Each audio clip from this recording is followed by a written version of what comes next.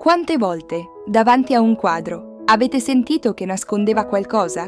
Un messaggio segreto? Nel Rinascimento, celare significati era un gioco intellettuale, ma anche una necessità. Si nascondevano idee per paura delle persecuzioni religiose o per esprimere filosofie complesse come l'ermetismo, che vedeva l'arte come specchio del cosmo.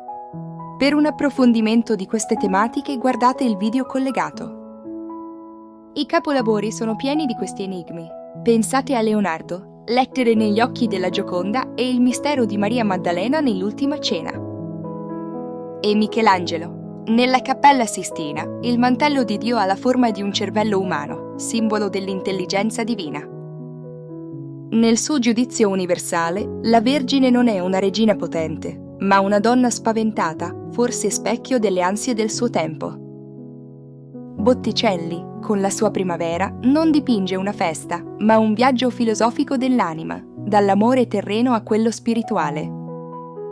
Piero della Francesca usa la geometria sacra e simboli come un uovo per parlare di perfezione divina. Ma erano sempre codici volontari o un linguaggio culturale che abbiamo semplicemente perso? Forse la risposta è duplice. L'artista comunicava messaggi intenzionali, ma la sua opera rivela anche le ansie e le speranze di un'intera epoca, a volte persino a sua insaputa. Sapere questo trasforma la nostra esperienza. Un quadro non è più solo un'immagine da ammirare, ma un dialogo da intraprendere, un invito a esplorare e a farsi domande. Per un approfondimento di queste tematiche guardate il video collegato.